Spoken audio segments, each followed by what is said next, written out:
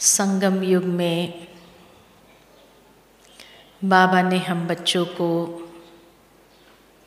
ये ब्राह्मण जीवन दिया और इस ब्राह्मण जीवन को कहा ही जाता है दिव्य जीवन। कितने न सौभाग्यशाली है हम सभी आत्माएं जो इस दिव्य जीवन को ईश्वर द्वारा वरदानों से भरपूर करने का अवसर प्राप्त करते हैं। यह दिव्य जीवन की दिव्य गिफ्ट कहो जो बाबा जन्मते ही हम बच्चों को दे देता है, वो है दिव्य बुद्धि। जिस दिव्य बुद्धि के माध्यम से आत्मा जितना ऊंचाई को प्राप्त करना चाहती है उसको कर सकते हैं, साथ ही साथ पुरुषार्थ में जितनी तीव्रता लाना चाहते हैं ला सकते हैं। वर्तमान समय के हिसाब से बाबा ने ये आध्यात्मिक प्रज्ञा के चक्षु हमारे खोले हैं, दिव्य बुद्धि के चक्षु हमारे खोले हैं, जिससे हम जीवन के अंदर बहुत ऊंचाइयों को छू सकते हैं।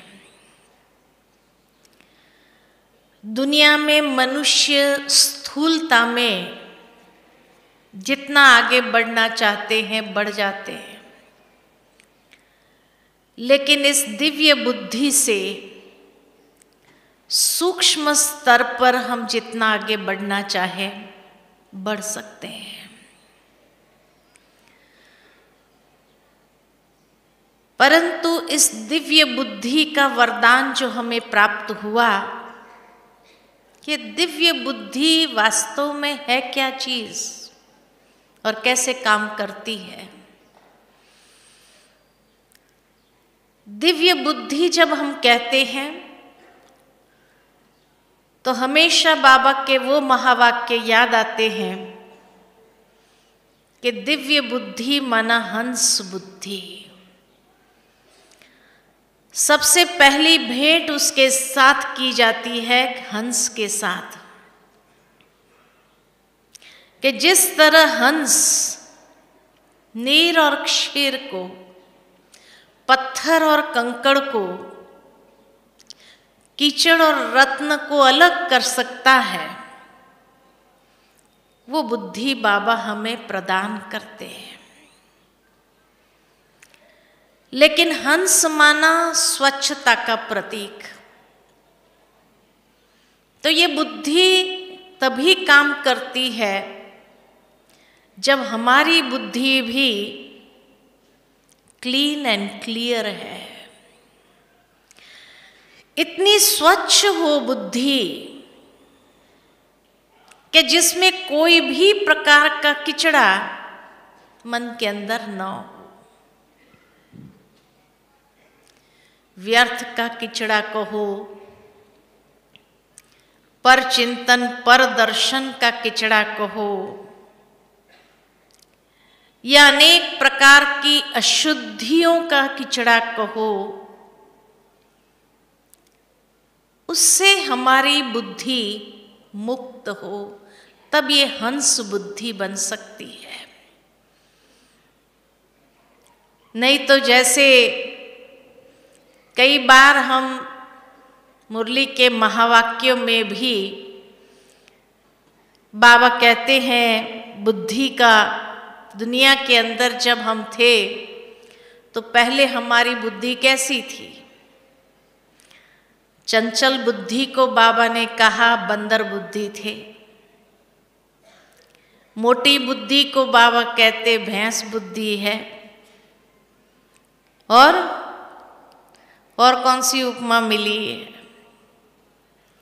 है ना। तो चंचल बुद्धि कहो, भैंस बुद्धि कहो या डल बुद्धि, जो विकसित ही नहीं है, उसको बाबा कहते ऐसी बुद्धि वाले थे हम, जो एकदम गंध को हमेशा चूकते रहते थे और वही चीज अपने बुद्धि के अंदर भरते जाते थे। लेकिन ऐसी बुद्धि वालों को जैसे ही ये दिव्य जन्म प्राप्त हुआ कि सबसे पहले बाबा ने हमारे दिव्य चक्षु, दिव्य बुद्धि को खोल दिया। दिव्य चक्षु कहते हैं तो दिव्य दृष्टि को नहीं कहा जाता। यज्ञ के अंदर शुरू में जब लोगों को साक्षात्कार हुआ तो वो दिव्य दृष्टि का वरदान बाबा ने दिया था। लेकिन उसके बाद बाबा ने दिव्य बुद्धि का वरदान दिया, जिससे ज्ञान का तीसरा नेत्र हमारा खुल गया और हमें तीसरा नेत्र या दिव्य चक्षु प्राप्त हुआ, जिस दिव्य बुद्धि से हम ज्ञान के गुह्य से गुह्य रहस्य को, महीन से महीन रहस्य को भी स्पष्ट समझने लगे। जो चीजें इन चरम चक्षु से देखी नहीं जा सकती है, उन सूक्ष्म विषयों को समझने की बुद्धि या समझ प्राप्त हो गई। दुनिया में इसी बुद्धि को लोग जब समझते नहीं हैं तो हमेशा प्रयोग करते हैं, हमारा दिल ये कहता है, हमारी भावना ये है। तो एक है मन जो लॉजिक सोच सकता है, लेकिन बुद्धि का कनेक्शन हमेशा दिल से है। तो दिल और दिमाग जब कहते हैं तो दिमाग का कनेक्शन मन के साथ है, लॉजिकल सोचता है। लेकिन जब दिल कहते हैं तो ये बुद्धि के साथ, कि मेरा दिल ये बात मानता नहीं है। क्यों? क्योंकि बुद्धि के पास ही परख शक्ति भी है, समझ शक्ति भी है, हर बात को समझने की शक्ति बुद्धि के पास है। और इसलिए बुद्धि जब उस बात को स्वीकार नहीं कर पाती है, भले कोई कितने भी लॉजिक प्रदान कर दे, मन अनेक प्रकार के लॉजिक प्रदान कर देती है, लेकिन बुद्धि यानी दिल जब उसके पास ये सूक्ष्म को पहचानने की समझ आ जाती है तो उस बात को स्वीकार करने की तैयारी उसकी नहीं होती है। और इसीलिए कभी कभी दिल और दिमाग के बीच में एक लड़ाई चलती है, क्योंकि बुद्धि माना जहां विवेक समाया हुआ है, तो विवेक से जब हम सोचने लगते हैं तो कहते हैं नहीं, लॉन्ग रन में शायद ये नुकसान कर सकता है। मन कभी कभी इमीडिएट प्रेजेंट को देखता है और इमीडिएट प्रेजेंट को देख करके वो करने के लिए हमें प्रेरित कर देता है। लेकिन बुद्धि के अंदर सद्विवेक है और ये सद्विवेक हमेशा राइट और रॉन्ग का जजमेंट देता है। इसीलिए कहा बुद्धि के पास निर्णय शक्ति है। लेकिन ये निर्णय शक्ति कार्य तभी करती है जब सद्विवेक को जागृत किया हो, तब वो बुद्धि काम करती है। इसीलिए जब कोई व्यक्ति पहली बार जीवन में कोई बुरा काम करने जाता है तो उसका मन कचोटता है अंदर। मन कभी कभी कह भी देता है कोई बात नहीं, चलता है, लेकिन अगर उस बुद्धि के अंदर सद्विवेक है तो वो दिल मानता नहीं है, उसको बार बार रोकने का प्रयास करता है। इसीलिए कहते हैं कि व्यक्ति को जब भी कोई बुरा कार्य करना होता है तो सबसे पहले उसको अपनी बुद्धि को मारना पड़ता है, सद्विवेक का खून करना पड़ता है, नहीं तो वो बार बार बीच में खड़ी होती है और उसका रास्ता रोकने का प्रयास करती है, उसको वो कार्य करने नहीं देना चाहती है।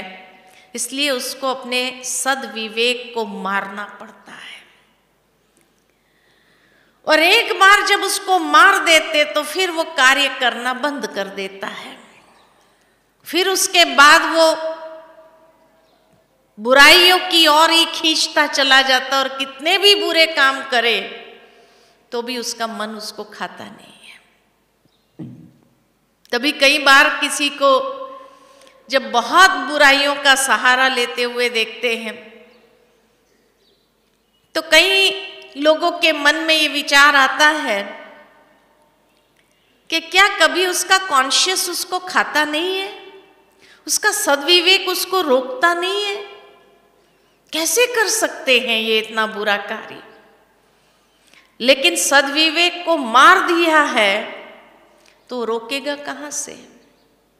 वो दिव्य बुद्धि काम ही नहीं करती है, इसलिए उसको रोकने का प्रयास नहीं करता है। सिंपल सी बात होती है, कई बार आप देखते हैं किसी व्यक्ति को झूठ बोलते हुए, और जब वो झूठ बोलते हैं, पहली बार जब झूठ बोलते हैं ना तो पसीना पसीना आ जाता है, लेकिन उसको अपने सद्विवेक को मारना पड़ता है। और जब मार देते हैं उसके बाद बड़ी सफाई से झूठ बोलते थे, उसके चेहरे पर एक रेखा तक नहीं आती है। और तब जब सत्य प्रकट होता है तो क्या कहते हैं, कितनी सफाई से उसने इस बात का झूठ बोला, चेहरे पर भी एक रिंचक मात्र रेखा तक नहीं आई, और कार्य कर गया। समझ में ही नहीं आता है कैसे किया उसने, कैसे उसका दिल उस समय उसको खत्म नहीं करता है, या अंदर में मना नहीं करता है कि ये नहीं करना चाहिए।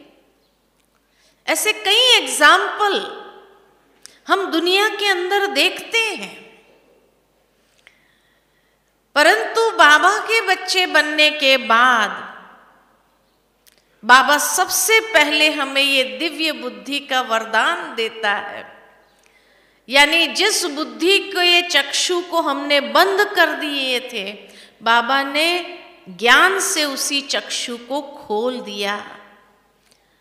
और वही परिवर्तन जब लोगों के अंदर दिखाई देता है तो कई बार लोग उस परिवर्तन को बिलीव नहीं कर सकते हैं, मान नहीं सकते हैं, इतना बदल सकता है। जो बात बात में झूठ बोलता था, बात बात में गलत करता था, आज ये इतना बदल कैसे गया? लेकिन ये कोई मनुष्य शक्ति नहीं है, लेकिन ये परमात्मा का वरदान प्राप्त है, तभी परिवर्तन को हम इतना जीवन के अंदर अपना सकते हैं।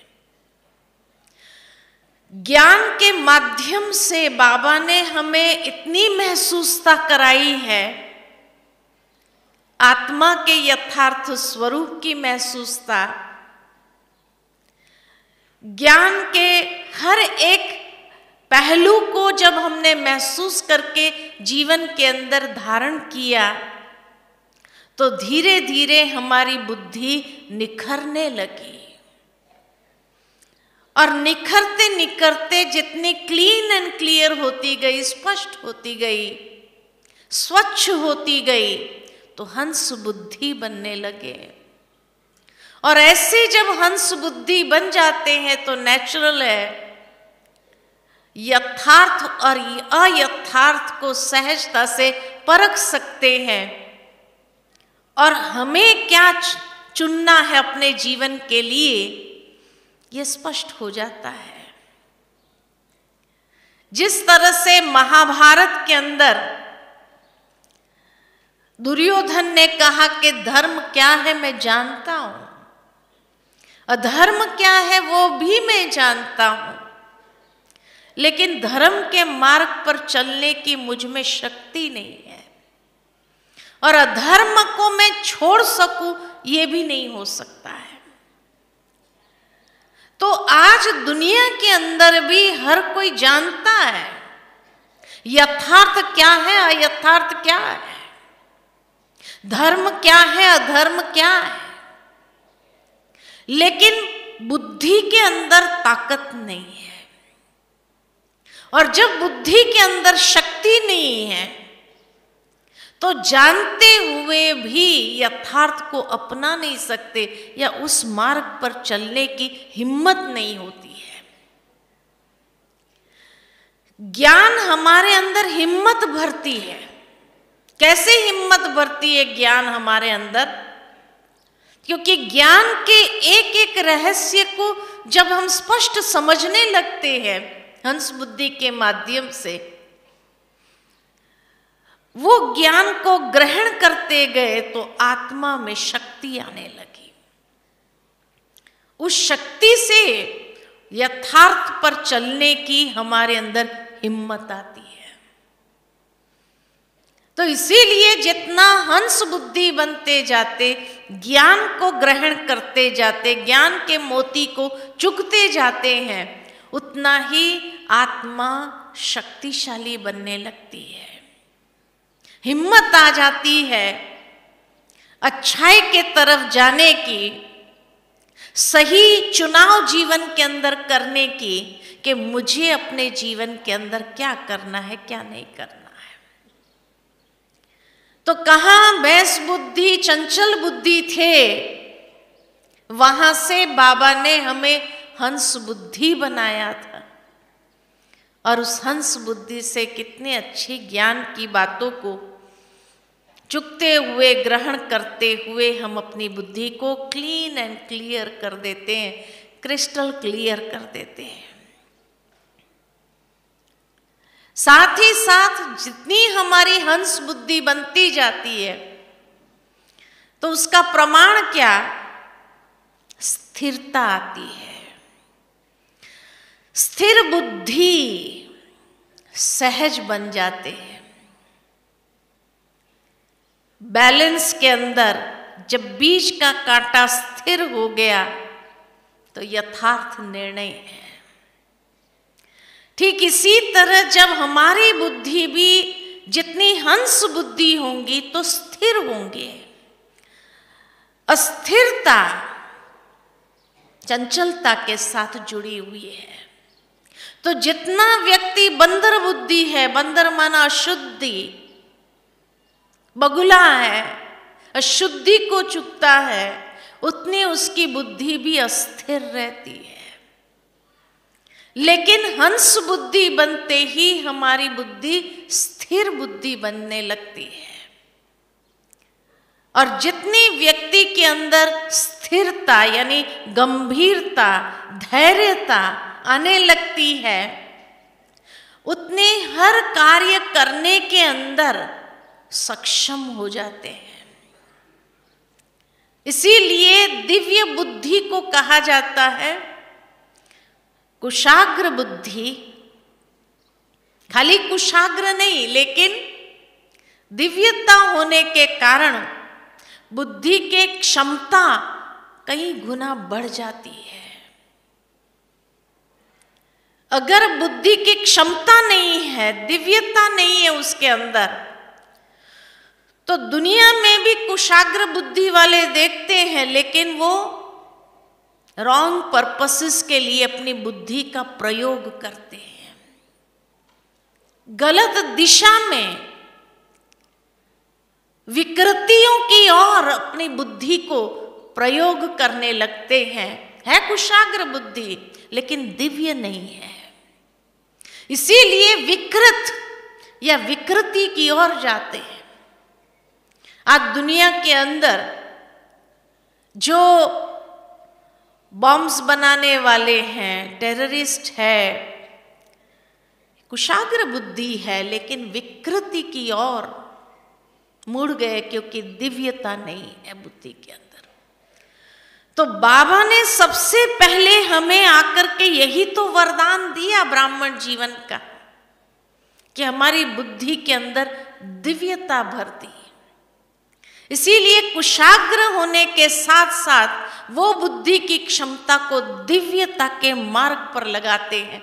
तो जितनी दिव्यता आती जाती है अंदर में, ये दिव्य गुण धैर्यता और गंभीरता को ले आते, जो हमें अंदर से स्थिरता प्रदान करती है। अर्जुन ने भी गीता के अंदर भगवान से यही पूछा दूसरे अध्याय में, कि लोगों की बुद्धि विचलित क्यों हो जाती है। तब भगवान ने यही उत्तर दिया उनको कि लोगों की बुद्धि विचलित इसीलिए हो जाती है क्योंकि इंद्रियों के अधीन है। इंद्रियों के अधीन है, ये इंद्रियां उनको खींच रही है अनेक दिशाओं में। और इसीलिए जब इंद्रियों के अधीन हुए,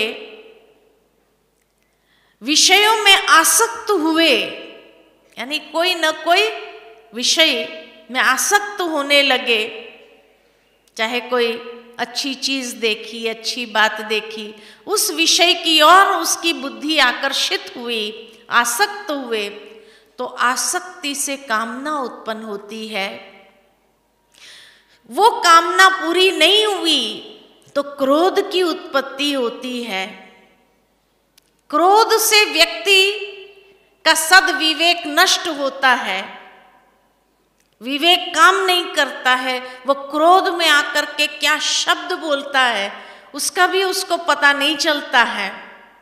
तो क्रोध से अविवेक जागृत होता है और अविवेक से योग परायण बुद्धि, स्मृति भ्रष्ट हो जाती, स्मृति नष्ट होती है। तो जो ईश्वरीय स्मृति रहनी चाहिए वो स्मृति नहीं रहती है, और स्मृति नष्ट हुई, मेमोरी पावर ही नष्ट होने लगता है, तो उससे योग परायण बुद्धि नष्ट हो जाती है। जो स्थिरता उस बुद्धि के अंदर आने लगती है वो स्थिरता ही समाप्त हो गई। तो इसीलिए कहा कि व्यक्ति की बुद्धि, कई बार हम कहते हैं ना, इतनी भी इसकी बुद्धि काम नहीं करती है। तो क्यों नहीं करती है? कहीं ना कहीं कोई ना कोई इंद्रियों के अधीन हुआ। जड़ में क्या है? इंद्रियों की अधीनता। कहाँ देखने की अधीनता है, कहाँ सुनने की अधीनता है, कहीं कुछ भी बोलने की अधीनता है, स्पर्श की अधीनता है। तो बाबा कहे ये अधीनता जब व्यक्ति के अंदर है तो उसकी बुद्धि स्थिर कहाँ रह सकती है। इसीलिए बुद्धि की स्थिरता नहीं रहती है।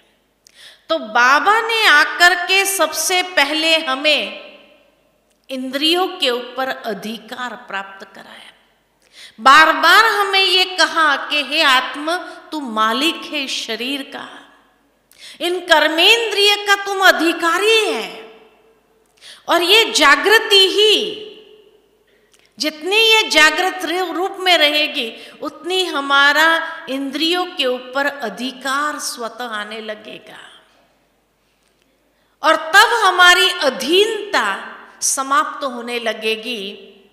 और ये अधिकारीपन ही हमें अंदर से स्थिरता प्रदान करता है, योग परायण बुद्धि को सक्षम कर देता है। बुद्धि के ऊपर जो जंक चढ़ा हुआ है वो जंक को समाप्त करता है, क्योंकि जितना हम आत्मा अधिकारी स्वरूप में आती है उतना ही हमारा योग बाबा से सहजता से लग सकता है। तो बाबा की शक्ति वो सारा जंक उतार देती है, समाप्त कर देती है। इसीलिए सबसे पहले हंस बुद्धि, और हंस बुद्धि इंसान ही स्थिर बुद्धि होता है। अच्छा, जो स्थिर बुद्धि होता है वही प्रीत बुद्धि हो सकता है। ईश्वर के साथ की प्रीत, प्रभु प्रीत तभी होती है हमारी। अगर बुद्धि इंद्रियों के पीछे ही भटक रही है, भाग रही है, तो बाबा से प्रीत हो सकती है क्या हमारी? बाबा से कभी प्रीत नहीं हो सकती है। वो लगन हमारी बाबा के साथ जुड़ नहीं सकती है, क्योंकि इंद्रियों के अधीन है। तो इंद्रियों की इच्छाओं को पूर्ण करने के लिए वो बुद्धि बाहर भटक रही है। चाहे व्यक्तियों से इच्छा है तो व्यक्तियों के पीछे भटक रही है, चाहे कोई वैभव की इच्छा है तो वैभव के पीछे बुद्धि भटक रही है। इसीलिए जो स्थिर बुद्धि बनता है, स्थित प्रज्ञ जिसको कहा गीता के अंदर, प्रज्ञ स्थित हो गया, एकदम स्थिर हो गया। तो ऐसे स्थिर बुद्धि जो बनता है, ये जो आसक्तियां हैं, ये जो लगाव है व्यक्तियों की, वस्तुओं की, चीजों की, उससे जब हमारी बुद्धि समेट लिया, तब वो बुद्धि जैसे कछुआ की तरह अपनी इंद्रियों को यूज भी करता है, लेकिन इंद्रियों को संकीर्ण करना भी आता है। और जैसे ही संकीर्ण किया तो उसका ईश्वर के साथ का प्यार सहजता से हो सकता है। तब कहा जाता कि जो योगी होता है उसकी स्थिति कैसी होती है, उसकी अवस्था कैसी होती है, तो कहा इच्छा मात्रम अविद्या की स्थिति। इच्छा मात्रम अविद्या, मिला तो भी ठीक, नहीं मिला तो भी ठीक।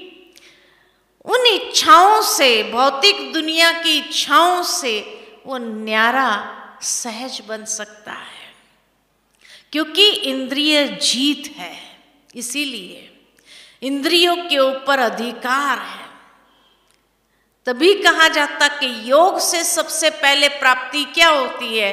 योग हमें सुसंस्कृत करने का विज्ञान है। It is a science of self discipline. अपनी इंद्रियों को मास्टर करने के लिए एक विज्ञान है।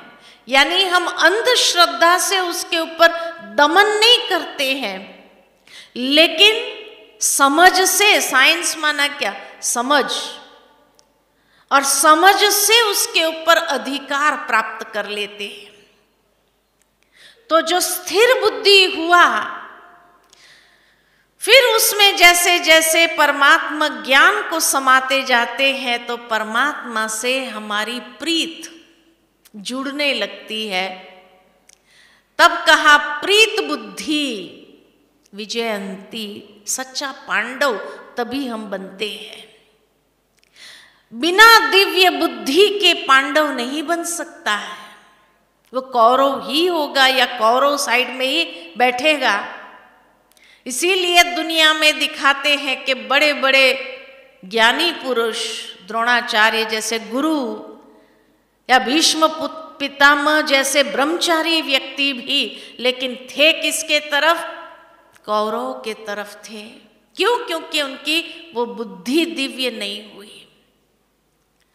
कोई न कोई कारण से, कहीं न कहीं अंदर में कोई न कोई, चाहे स्थूल में प्रतिज्ञा के कारण, भीष्म पितामह भाई मैं ये कुर्सी से बंधा हुआ हूँ, ये शासन से बंधा हुआ हूँ, इस राज्य से बंधा हुआ हूँ, मजबूरी जहाँ आ गई। इसीलिए बाबा हमें हमेशा ये स्लोगन देते, बच्चे मजबूर नहीं मजबूत बनो, दृढ़ संकल्प को बढ़ाओ। दृढ़ता जितनी अपनी बुद्धि के अंदर आती जाती है तो वो दृढ़ता की शक्ति से ही आत्मा मजबूत हो जाती है कि कोई उसको फिर कोई भी व्यर्थ कार्य की ओर भी आकर्षित नहीं कर सकता है। और ऐसा दृढ़ संकल्पधारी जो होता है उसी की ही उस ईश्वर से प्रीत होती है, परमात्मा प्रीत। बाबा की मुरली वो सबको याद होगी कि जिसकी ईश्वर से प्रीत है वही सच्चा मन का मीत है, यथार्थ रीत है। तो उसके गीत क्या होंगे? उसके गीत भी वैसे ही उड़ाने वाले, उड़ती कला की ओर ले जाने वाले होंगे, क्योंकि परमात्मा प्रीत ऐसी है। तो इसीलिए कहा जहां अधीनता छूटी वहां अधिकारी बने तो ईश्वर से प्रीत करना आसान हो गया। जब तक दुनिया के लोगों की प्रीत है वो भी हमें अधीन करती है। आज ये व्यक्ति, इसीलिए तो बाबा नष्ट मोहा बना रहा है। क्यों बनाता है बाबा नष्ट मोहा? क्योंकि दुनिया से जब तक हमारे मोह की रगे टूटेगी नहीं तब तक ईश्वर के तरफ प्रीत हमारी लगेगी नहीं, जुटेगी नहीं। तो दिव्य बुद्धि प्रीत बुद्धि है। हम सबका ये अनुभव है कि ज्ञान में शुरू के दिनों को आप याद करो, कितने भी विघ्न आए, कितनी भी बातें आई, कितनी भी परिस्थिति आई, लेकिन इतना उमंग उत्साह था कि उस उमंग उत्साह के कारण अपने सारे पेपरों को सहजता से पार कर दिया। कितना भी लोगों ने आपको रोकने का प्रयास किया, नहीं जाना है वहां, नहीं जाना, उतनी आपकी लगन बढ़ती गई, क्योंकि उस समय एक बाबा दूसरा न कोई, वो विश्वास था। वो प्रीत इतनी मजबूत थी कि उस प्रीत के कारण दुनिया को ठोकर मारना आसान हो गया। हमें कोई भी हमें रोक नहीं सका, कोई भी हमारे पैर पीछे खींच नहीं सके। लेकिन हाँ, जिसकी मोह की रगे दुनियावी देहधारियों में थी, जैसे ही उन्होंने टांग खींचना चालू किया, ज्ञान से चले गए, निकल गए। क्यों? क्योंकि कोई न कोई देहधारी के साथ उनकी प्रीत थी और वो प्रीत ने उनको प्रभु प्रीत करने नहीं दिया। और इसीलिए जब वो दिन याद करते हैं कि शुरू में पता नहीं क्या था, जैसे उड़ रहे थे, आगे बढ़ रहे थे, इतने अच्छे अनुभव होने लगे थे, बुद्धि जैसे बैठते थे और बाबा के साथ जुड़ जाती थी, वो स्थिति आज क्यों नहीं है? ये महसूस होता है कि जो ये शुरू की स्थिति थी वो आज नहीं है। क्यों? क्योंकि कहीं न कहीं हम देहधारियों से अटैच्ड होते जा रहे हैं। चाहे ब्राह्मण परिवार से ही अटैच्ड हो गए, फलाना व्यक्ति हमसे बहुत प्यार से बात करता है, बहुत प्यार करता, उसके तरफ अटैचमेंट हो गया। ये भी एक सूक्ष्म माया का स्वरूप है, लेकिन उसको पहचान नहीं सके और इसीलिए कहीं न कहीं किसी न किसी की अच्छाइयों से प्रभावित होकर के वहाँ ट्रैप्ड हो गए और उसने जिस तरह से अटेंशन हमें देना चाहिए और नहीं दिया तो स्थिति क्या हो जाएगी। तो इसीलिए बाबा कहे कि अगर सचमुच पुनः वो स्थिति को अनुभव करना है जो आरंभ में थी, क्योंकि उस समय कोई ब्राह्मणों को हम जानते ही नहीं थे। जब जानते ही नहीं थे तो हमारे लिए सारा ब्राह्मण परिवार एक था, तो उड़ते थे, बाबा से प्रीत करना सहज हो गए। फिर धीरे धीरे नीचे आकर देखने लगे उसके ये गुण है, इसके ये अवगुण है, ये गुण है, ये अवगुण है। तो जहाँ गुण देखे वहाँ प्रभावित हो गए, और जहाँ अवगुण देखा वहाँ क्या हुआ, ऐसा करता है, ये ऐसा है, ये ऐसा है। जबकि बाबा ने हम बच्चों को कह दे, बच्चे ड्रामा एकदम परफेक्ट है, कोई भी ऐसा क्यों कर रहा है, ये क्यों कर रहा है, ये हमारे मन के अंदर क्वेश्चन उठना ही नहीं चाहिए। अगर ड्रामा के ज्ञान को यथार्थ रीति मैंने समझा है तो हर आत्मा अपना अपना पार्ट एक्यूरेट बजा रही है।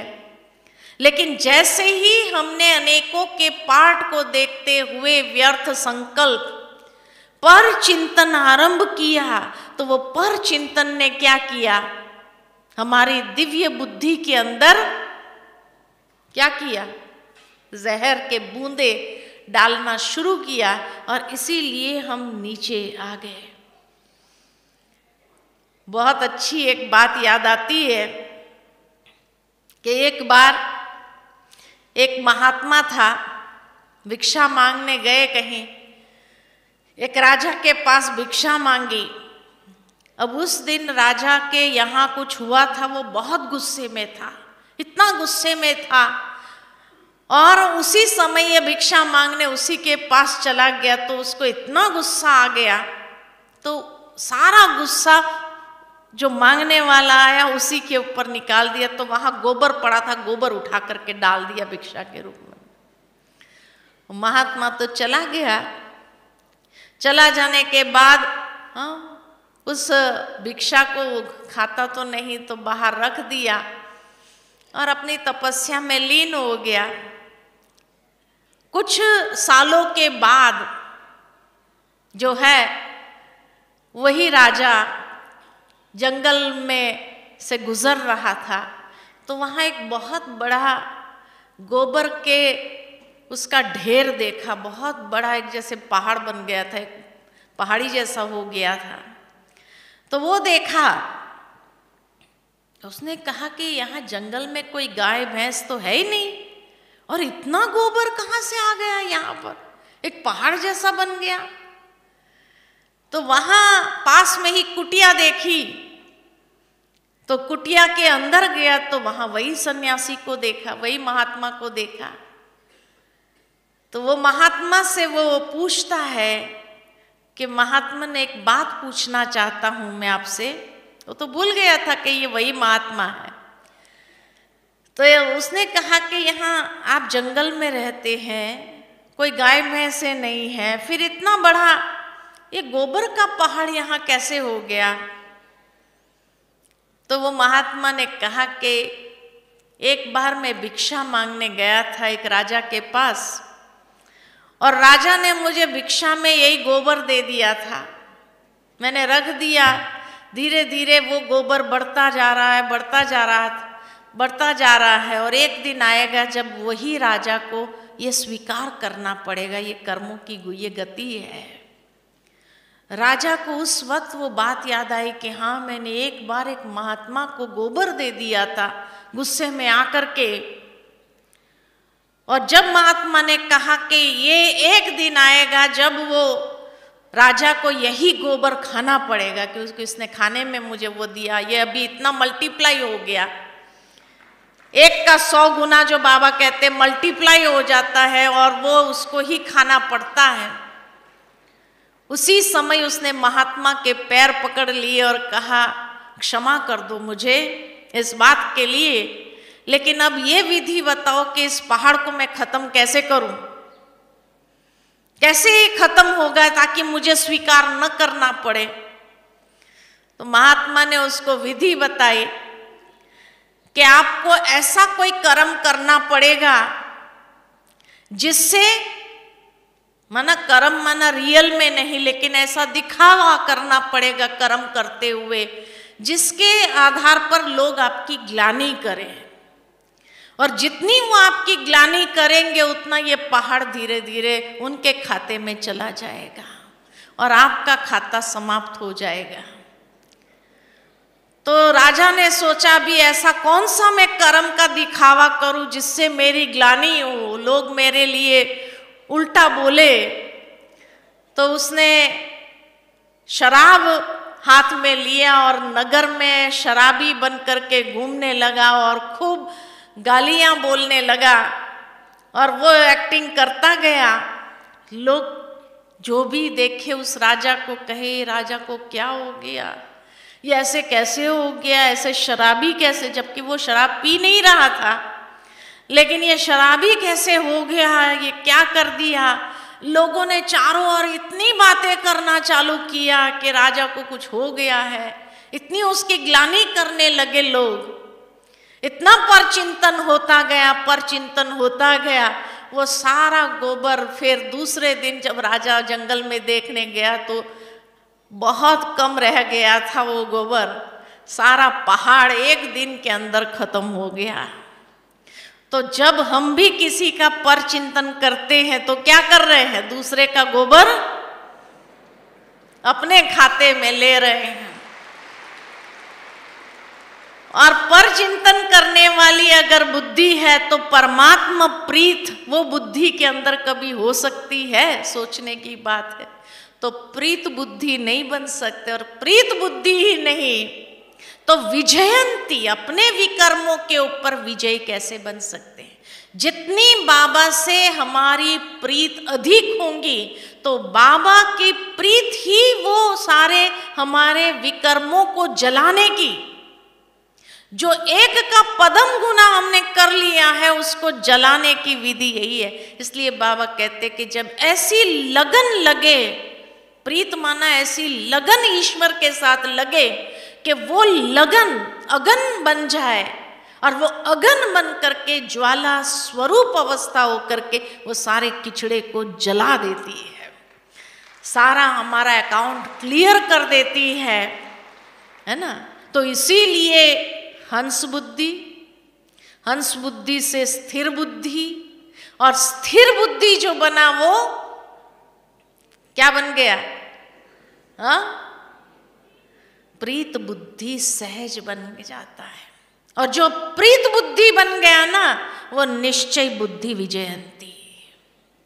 निश्चय बुद्धि कब होगा, नहीं तो निश्चय में संशय आता रहेगा, शक पड़ता रहेगा, पता नहीं मैं कर तो रही हूं लेकिन कैसे होगा, पता नहीं ये हो रहा है लेकिन मैं कैसे कर सकूं। तो खुद के प्रति डाउट। प्रीत बुद्धि होंगी, ईश्वर से प्रीत होगी तो उसके हर कर्म निश्चय सहित होगा। और निश्चय बुद्धि जो है वो विजयंती का अनुभव कराता ही है, विजयी। इसलिए प्रीत बुद्धि विजयंती, निश्चय बुद्धि विजयंती। तो निश्चय बुद्धि विजयंती माना किसी भी कर्म में कोई प्रकार के डाउट नहीं, कैसे होगा, क्या होगा, होगा नहीं होगा, कर तो रहे हैं लेकिन पता नहीं उसका फल क्या होगा। इसको निश्चय बुद्धि नहीं कहेंगे। कहीं ना कहीं जो चारों प्रकार के निश्चय बाबा ने बताए हैं, कहीं स्वयं में डाउट आएगा, तो कभी बाबा पता नहीं मुझे शक्ति दे रहा है, मैं योग तो कर रहा हूं लेकिन मेरा ये कार्य पूरा होगा कि नहीं। कई लोग जब योग करते हैं, फलाने के लिए योग करना है, उसके लिए योग करना है, फलाने संबंधी कष्ट में उसको योगदान देना है, लेकिन कुछ समय तक करने के बाद भी जब रिजल्ट नहीं मिलता है तो पता नहीं बाबा कर रहा है नहीं कर रहा है। तो ये बाबा के प्रति निश्चय बुद्धि है। एक बार किसी ने पूछा कि एक बार किसी ने अपने कोई खास मित्र संबंधी था, उसके प्रति वो बीमार था तो उसके प्रति योगदान देना चालू किया। 1 साल तक योगदान देता रहा लेकिन कुछ फर्क नहीं पड़ा। तो फिर जो है मधुबन बाबा के बेहद के घर में आए और मन के अंदर यही भावना थी कि मैं 1 साल से योग कर रहा हूं लेकिन पता नहीं उस आत्मा को टच हो रहा है नहीं हो रहा है, उसको वो योगदान मिल रहा है नहीं मिल रहा है, पता नहीं बाबा दे रहा है नहीं, कोई फर्क ही नहीं पड़ रहा है। लेकिन उस दिन बाबा के यहाँ पर अव्यक्त मुरली जो चली, दिव्य बुद्धि के ऊपर मुरली चली थी बाबा की, तो जैसे ही दिव्य बुद्धि पर के आप जो करो मेरा समझ करके जब करते हैं तो नहीं मिलता है, वो बैरियर आ गया मेरेपन का, इसलिए उसको पहुंचता नहीं है। लेकिन जब सारा बोझ बाबा पर दे दो तो बाबा को दे देने से बाबा आपे ही, बाबा जानता है उस आत्मा का पार्ट क्या है, तो मेरा समझ करके उसको मैं ठीक करूं, उसको मैं योगदान दे करके मैं ये करूं, ये जो भावना अंदर आ जाती है तो बाबा के प्रति निश्चय नहीं होता है हमारा। तब हम उस व्यक्ति को, जैसे मैं उसको ठीक करूंगा, ये मैंपन का भाव आ गया। तो बाबा की उस दिन मुरली जो चली कि कई बच्चे बाबा को बोझ देते भी है कि बाबा ये बोझ आपका करके देते हैं, लेकिन फिर थोड़े समय के बाद वापस ले लेते हैं, और जब ले लेते हैं तो जो बाबा करना चाहता है वो फिर नहीं होता है। तो इसी तरह से जब उसने ये मुरली चली और उसको जैसे बाबा ने कपाट खोल दिया, तो उस समय बाबा के कमरे में जाकर उसने बाबा से कहा कि बाबा आज से मैं ये बोझ आपको ही दे देता हूँ, मैं उसको ठीक नहीं करूँगा, आज के बाद मैं उसके लिए योग नहीं करूँगा, लेकिन मैं आपको दे देता हूँ। अब आप जो उचित समझो, आप तो उसके तीनों कालों को जानते हैं, और तीनों कालों को जानते हुए जिसमें उसका कल्याण है वो उसको प्राप्त हो, है ना। जैसे ही ये कर करके दूसरे दिन अमृत वेले उसने बाबा को समर्पित किया, सारा बोझ हल्का हो गया, मन हल्का कर दिया, और बाबा जो करेगा वो कल्याण ही होगा, ये सोच करके अपने मन को हल्का कर दिया। तीसरे दिन जिसके लिए योग किया था इतना 1 साल तक, उसने शरीर छोड़ दिया। माना 1 साल तक वो उसको खींच रहा था अपने विचारों से कि मैं उसको योगदान दे करके ठीक करूं, और जैसे ही उसने शरीर छोड़ दिया तब उसको बाबा ने जैसे अनुभव कराया कि उसका कल्याण नए शरीर लेने में ही था, क्योंकि इस शरीर से जो बाबा उससे कराना चाह रहे थे वो नहीं हो रहा था। और इसीलिए अब जब तुमने बाबा को दे दिया और ये समर्पित कर दिया बुद्धि को कि बाबा जो करेगा उसमें कल्याण है, ये पहले क्यों नहीं किया? ये महसूस कराया उसको बाबा ने, उसने अपना अनुभव शेयर किया, और फिर उसने कहा कि कई बार हम बाबा को देते ही नहीं है। जब बाबा को देते ही नहीं है तो बाबा के प्रति हम निश्चय बुद्धि कहाँ से हुए? तो निश्चय बुद्धि माना बाबा को सौंप देना, बाबा को दे देना, और बाबा ही उसका जो करेगा कल्याण ही करेगा। अकल्याण कभी कोई आत्मा का हो नहीं सकता है संगम युग में, ज्ञानी तू आत्मा का, क्योंकि बाबा कल्याणकारी है, समय कल्याणकारी है, युग कल्याणकारी है, तो अकल्याण कहाँ से होता है? लेकिन कभी कभी हम अपने संकल्पों से जब किसी को खींचते हैं तो हम अकल्याण उसका कर रहे हैं। तब उसको महसूस हुई कि 1 साल जो मैं उसको योगदान देने का प्रयत्न कर रहा था, माना 1 साल तक जो दुख दर्द की भोगना उसने एक्सपीरियंस किया, मेरे संकल्पों के कारण किया। तो बाबा जानी जाननहार है, त्रिकालदर्शी है, बाबा हर आत्मा का पार्ट बहुत अच्छे से जानते हैं।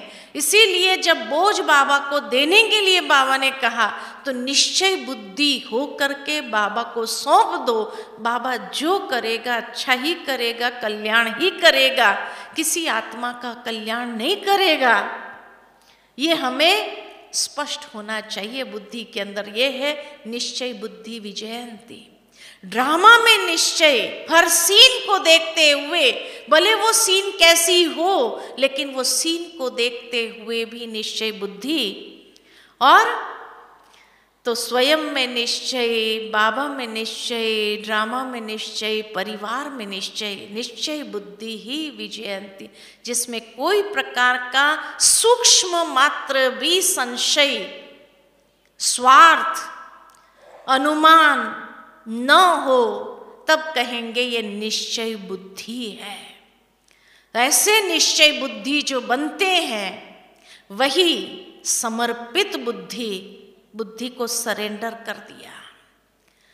बाबा कल्याणकारी, कल्याण करेगा ही, मैं उसको योगदान, मैं अपना ही योग के माध्यम से विकर्मों को विनाश करती जाऊं। शुभ भावना जरूर रखो, शुभ भावना, शुभ कामना रखना बुरी बात नहीं है, शुभ भावना, शुभ कामना जरूर रखो, लेकिन कल्याणकारी बाबा उसके भाग्य विधाता है और वो जानता है कि उसका कल्याण किस में है।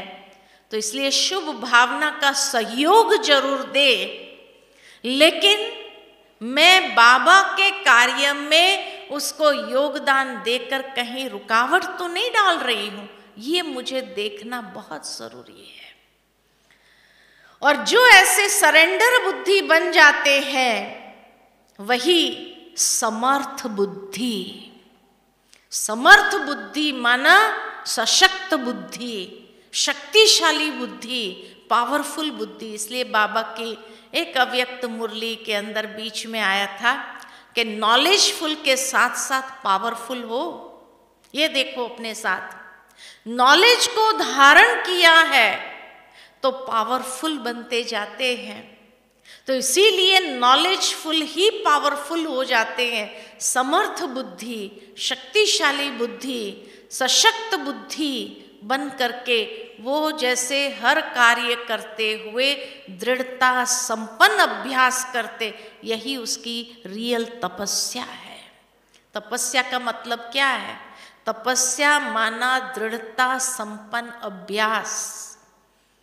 जो हम अभ्यास करते हैं दृढ़ता के साथ, जब उसका अभ्यास करते तब उसमें सफलता प्राप्त होती है। तो इसीलिए दृढ़ता संपन्न अभ्यास होगा तो रिजल्ट जरूर मिलेगी, क्योंकि वो समर्थ बुद्धि जो सोचते हैं वो प्रैक्टिकल हो जाता है। तो इसीलिए दिव्य बुद्धि माना हंस बुद्धि, हंस बुद्धि माना स्थिर बुद्धि, उसका पहला लक्षण स्थिरता आ जाती है। स्थिर बुद्धि माना प्रीत प्रभु प्रीत बुद्धि, और प्रभु प्रीत बुद्धि जो है वो निश्चय बुद्धि, और निश्चय बुद्धि ही समर्पित बुद्धि। कोई भी व्यर्थ नहीं चलता है, और जब ऐसी समर्पित बुद्धि है तो सशक्त बुद्धि, समर्थ बुद्धि उसकी बन जाती है। तो इसीलिए ये दिव्य बुद्धि के वरदान को यूज करने के स्टेप्स है कि जिससे हम उस सर्वोच्च स्थिति तक पहुंच सकते हैं। तो ऐसी अपने दिव्य बुद्धि के वरदान को हमें यूज करना है, और समर्थ बुद्धि, सशक्त बुद्धि बन करके बाबा के सच्चे मददगार बन करके चलना है। ठीक है? अच्छा, ओम शांति।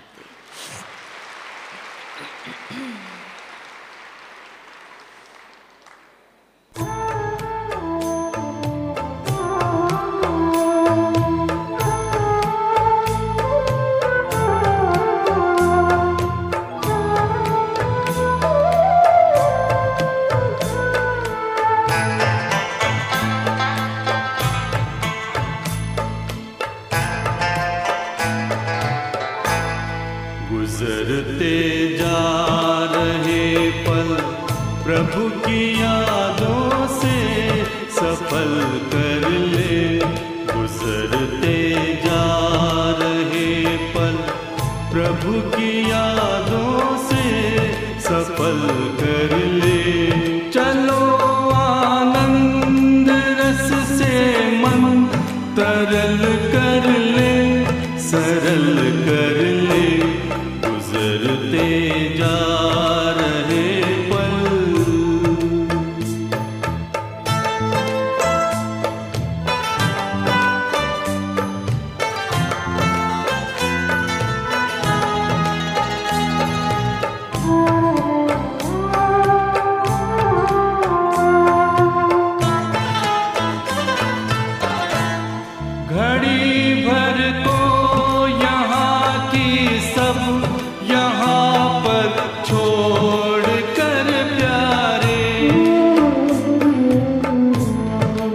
स्वयं को आत्मा निश्चय करो इस देह से न्यारे। उड़ो पंछी तजो तन भान पिंजरे से निकल चल दे, गुजरते जा रहे पल।